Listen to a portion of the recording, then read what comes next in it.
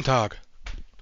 I have been trying to do some kind of video for the better part of the last 4 days. I don't know how to do this. So instead what we're going to do is we're going to ramble. Because rambling's what I do best. I'm standing up so I can flap and move and it's comfortable for me. Let me know if you like it. Okay? I don't know. I don't know.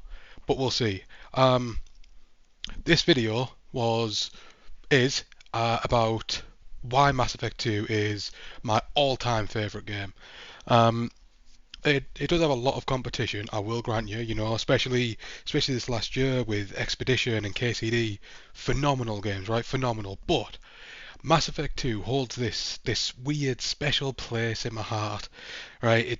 It gets me grinding, it gets me moving. There's something about it that just ticks every single box.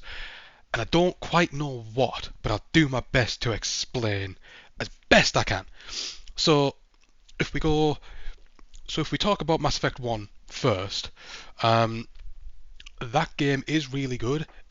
Really good, right? The story is fantastic. It's a really, really good start. It gets all the interesting things going. You've got Saren, Sovereign, all of that.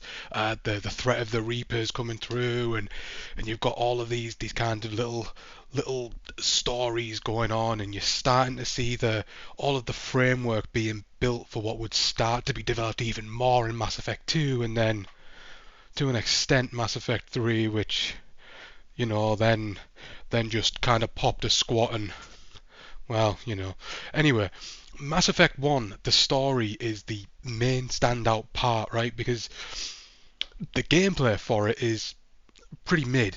The gunplay is rough, to say the least, especially in the original before the remaster. The bloom of that reticle and everything, and it just it made it kind of difficult. The powers weren't as fleshed out. I don't think there was as many choices and options in terms of those powers back in the first game as appeared in the second one and then the third one.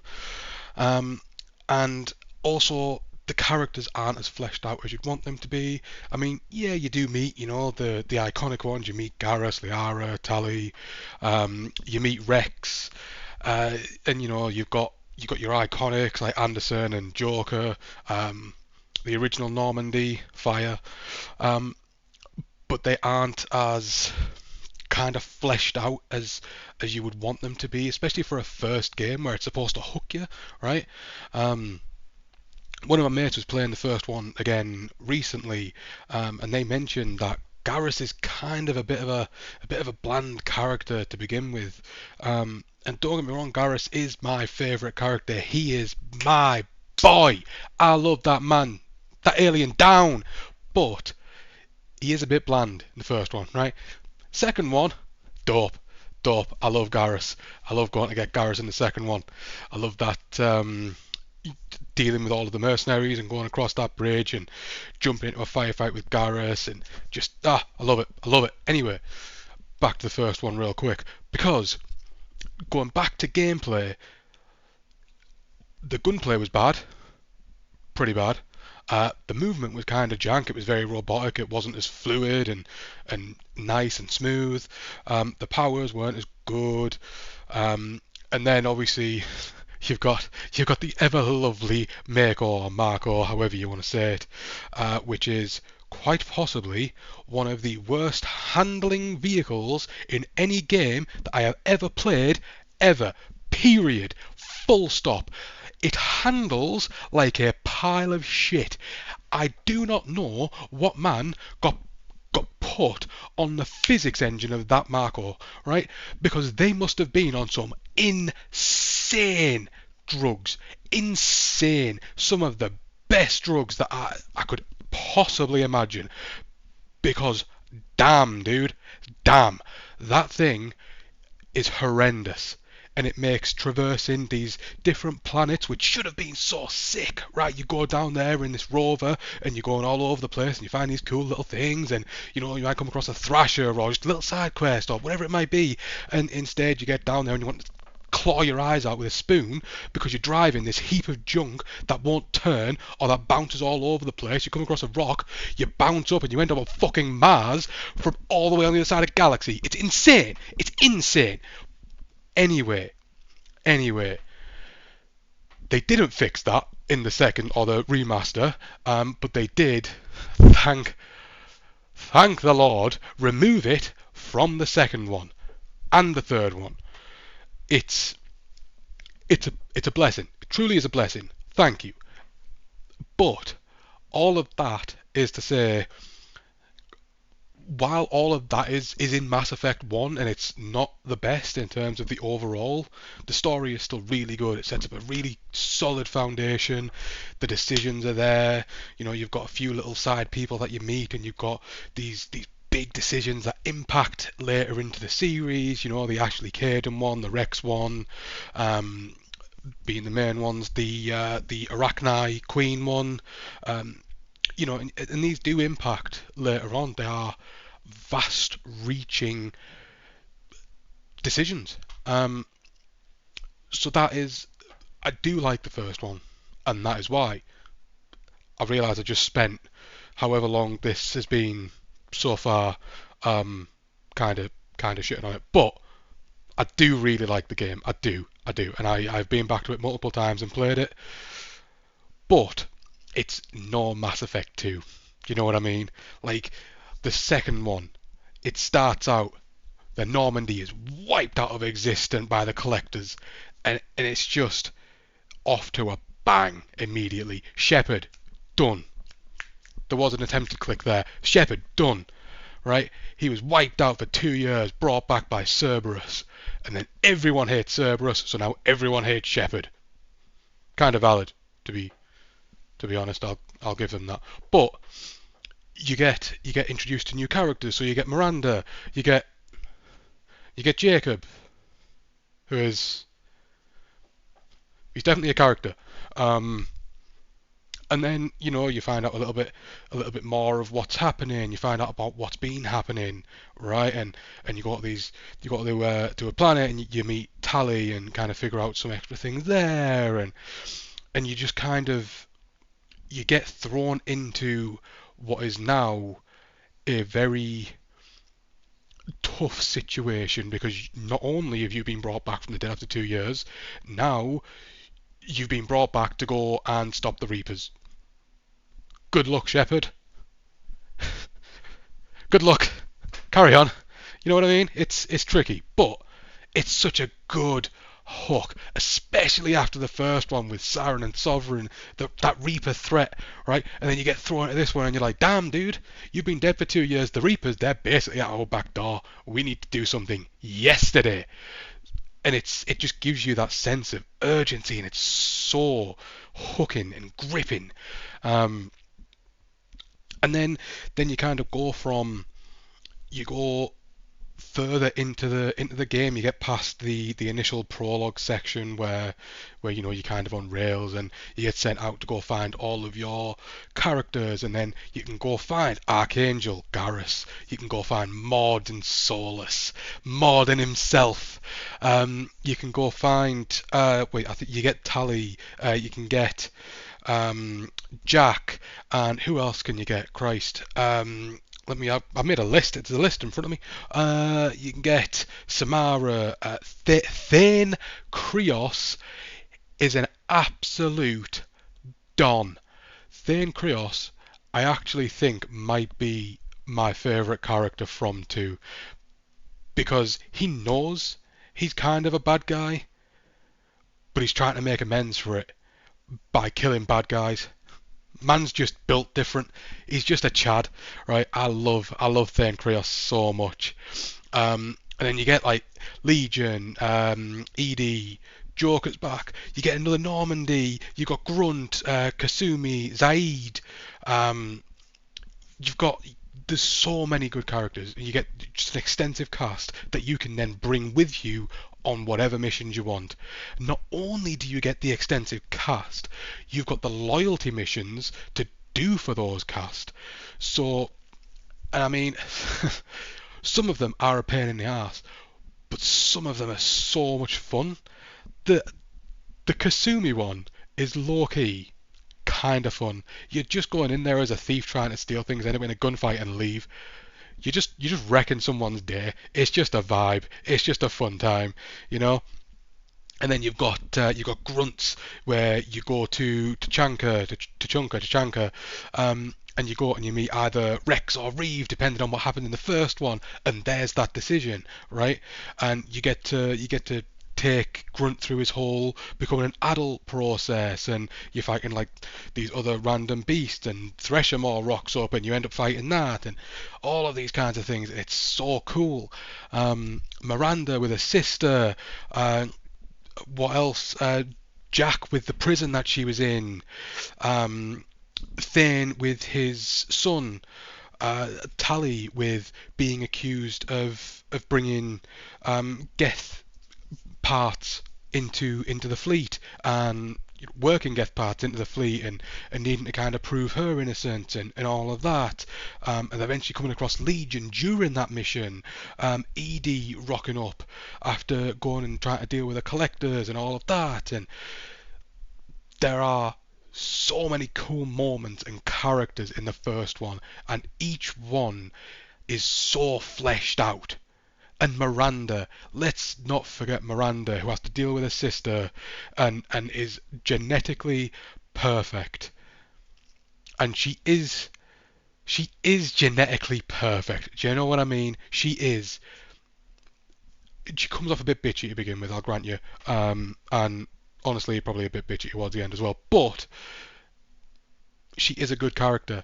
The only one that I would say is probably, well, is pretty trash is Jacob, who is just kind of a, my god, he's just a void of personality, just a run-of-the-mill soldier and boring and bleh, just bleh, you know.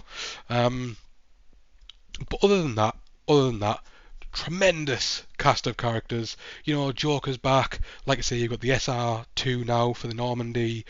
You can go and get the original Doctor back, or you can keep the new one once you go to the Citadel. All of it, right? And it's all just so intertwined and good and fun. Um, and then after the characters, you get the story. And the story, at least later on, starts like really picking up, right? Like you've got the collectors going everywhere, doing a whole boatload of terrible things, taking colonies away and morphing them into husks and whatever else, and trying to basically feed reapers and all of these kinds of things. You've got, and that, by the way, when you go to one of the colonies, that is where you come across Ashley Orcaden, who are then being a bit chewy, a bit needlessly chewy, actually, if you ask me. Like, homie, been dead for 2 years, could you not, like, chill and just chat? You know what I mean? Like, alright, maybe rude about it. Anyway, and the story is just, from start to finish, it hooks so well. It really does. It's so much fun. Um, and then you can talk about the gameplay, which is vastly improved over the first game. Vastly improved. The gunplay is tighter, the movement's tighter, the powers are more improved. Even the reputation system with the Paragon and Renegade, that's been improved upon. And the ability to open up more choices is even more in depth and not just linked to a couple of stats in the first game, right? And while its only detriment in terms of the reputation system is the fact that you kind of, for a full proper playthrough, you kind of need to go one or the other. There is no grey. Well, there can be, but not for a successful end mission. It's the only real downside. Everything else is great when it comes to that system. And I mean, some of the choices are so funny, especially, okay, that reporter that is just an absolute grade A whopper, right? Just Shepherd just putting her in a place, just whoppa, just decking her. I think it's 3 or 4 different times that this happens, and it's funny every time. Eventually, her learning to dock and try and swing back, and then you're just clocking her again. It's the funniest thing, but it's so stupid, right? You shouldn't be doing it, but that reporter is such a knobhead. You know what I mean? She deserves it. She deserves it. Anyway, um, and then you know you get swiftly back to the story. I, okay, I realise this is all over the place. Let my brain work. It'll get there. Anyway, back to the story, because this kind of ties into gameplay mechanics, because now you've got an amazing cast of characters, you've got an amazing story leading up until the final mission, you've got outstanding like character developments and in-depth various stories, you've got fantastic DLCs with is it the Leviathan one? Oh wait, Leviathan could be Mass Effect 3. Regardless, the Shadow Broker one, sorry, not Leviathan. Leviathan is Mass Effect 3. But yes, the Shadow Broker one where you reunite with Liara properly and you help her like all of that and become the Shadow Broker and it's great. It's a lot of fun. And you know, if you start romancing Liara in the first one, then you can continue it during the Shadow Broker mission properly in the second one, and then continue it again in the third one when she becomes a part of your crew again. Um, and like I say, you've got all of these things that lead right up until this final mission, the legendary suicide mission, which if you don't choose right, you can kill off half of your crew. Not only do you need to choose right, you need to have done their loyalty missions and successfully have them loyal to you, which can be butchered, by the way, because some of them don't even get along, like Miranda and Jack, who you find arguing at the bottom of the ship, and unless you're Max Renegade or Max Paragon, you can't save both. Tough luck kind of thing, right? And it's so cool to have a game do that, right? And it's that mainly like all of those things, you know, the story, the much improved mechanics, the characters, and how in depth they are now, and these all of these decisions kind of being fleshed out from the first game into the second one, and then you get even more decisions in the second game that lead into the third game. For instance, if you save Jack and she's loyal to you at the end of Mass Effect 2, you can then go and help her in the third game and kind of make friends with her again in the third one when she's become a teacher and teaching students and all of that. There are just so many good choices in this game. So many good choices. And it's just tremendous.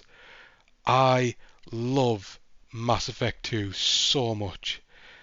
And then, to be fair, and I know a lot of people absolutely hate Mass Effect 3 for its ending, and its ending is diabolical, catastrophic, and worryingly, the guy that made the ending is working on the new Star Wars game. Good luck. The ending is trash. I will grant you that. I will grant you that. But the lead up to the ending, the lead up as in the point before the point of no return, right? Where you're going around and you're collecting all of these different races, right? You're getting everyone's help. You're going to Garrus and protecting their home planet, and like you go back to Tachanka, you go to all of these places. You queue with the genophage or not. You do all kinds of things, and you bring all of these people on board to go assault Earth. The biggest downfall was that assaulting Earth. Once you'd done that, that set you on the same path, regardless of what you did. The mission from that moment, outside of one of the coolest scenes in any game, which is in that ending mission, if you've done everything, if you've recruited everyone, and you get to that point of no return and you go assault Earth, you go through, and then there's just this armada, just this war of different races and clans and everything, and so many ships coming through. And here you actually see some of the after effects from the likes of Mass Effect 1, where you get the huge ship from the I can't even remember the name of the Asari, the huge Asari ship, comes to your aid because you saved the council in the first one, and those kinds of things. But that scene where everyone's coming in and that Mass Effect music's playing in the background, it's so good. It's so good. I love it so much. But it is up until that point. After that, it is literally the same mission. You boots on ground, and you talk to your people if you've done loyalty missions for the different characters or the same characters in Mass Effect 3, and it just becomes the same thing up until you get to the Power Ranger choice of, ooh, are you blue, red, or green? Sorry, in the original, are you blue or red? Because there was no middle option. It was literally just, are you good? Are you bad? End of discussion, and that's it. What a weird way to end a game, because up until all of that, the game was so much fun. The combat was so improved, the powers were improved, everything felt so much tighter and better and more fun to play. There was upgrade systems for weapons and armor. There was so much fun stuff. And then it was all thrown away. And there has been attempts multiple times. There's various mods out there that you can load in, and they attempt to kind of fix what was wrong with it, and I fully appreciate all the work that went into them, but it doesn't quite hit what I always envisioned for the ending of Mass Effect 3. The ending of Mass Effect as a story. Like, I wanted it to make sense what I did. If I chose to go out and get all of these different fleets, races, all of these soldiers and warriors and everything. If I chose to go do that, when I get to Earth, I should be laying waste to all of the collectors, all of the husks. We should be tearing it up down there. We should have so much at our disposal. We should have had like air support. We should have had tanks and vehicles. We should have had a vast amount of weapons and soldiers. We should have had so much. Instead, I may as well have just not got anyone's help, and I could have just done the basics and got the initial story quest and then went to Earth, and I'd have pretty much had the same result. The only thing I wouldn't have had is the third option, because regardless of whether you do everything or not, you get both options. The third option is you've done everything, which is a letdown. It's a huge letdown. Um, but, but, when all is said and done, when all is said and done, Mass Effect as a whole, the story from start to finish, is still one of my favourite IPs of all time. Mass Effect 2 does quite a bit of carrying, I will grant you, but it's so good, and it had so much potential for an unbelievable finish.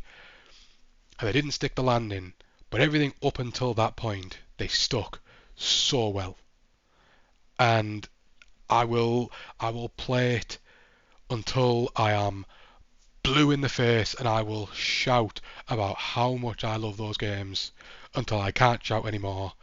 When they announced the remastered trilogy, the legendary editions, oh my god, I lost my mind. I was foaming at the mouth when it was release day. I was sat in front of my PC just staring, waiting for that countdown to happen, because here in the UK I don't think it released until about 7 o'clock at night, and so I was sat all day just waiting, foaming at the mouth, and then the moment it released, bang, let's go, we're into Mass Effect 1 and we're going to play this until I can't physically stay awake anymore. And it was incredible, and I loved every second of it. Okay, that was very ranty, but that's all to say that Mass Effect 2 is my favourite game of all time because the story's incredible, the mechanics are vastly improved, the characters are amazing, the decisions matter, and the game just felt good and fun to play, and I love it. And I hope that I can find people that love it too. I know that a few of my friends do really like the game, some of them don't. Um, One of them has been playing it recently, and we've been watching them play it on PS5 share screen, and it's just good fun.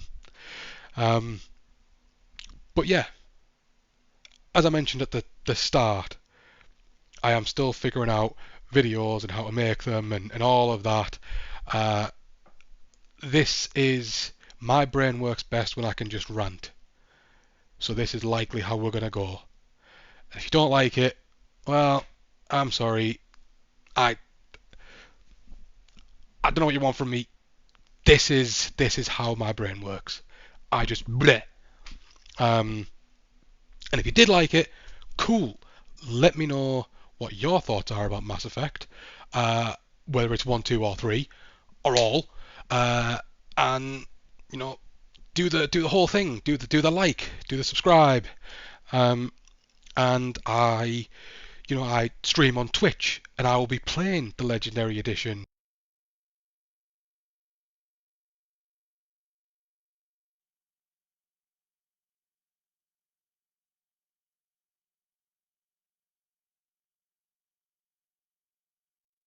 I'm going to leave that in because my headset decided to turn off and make a mug out of me. And I think that is diabolical. You know what I mean? I think that's absolutely diabolical.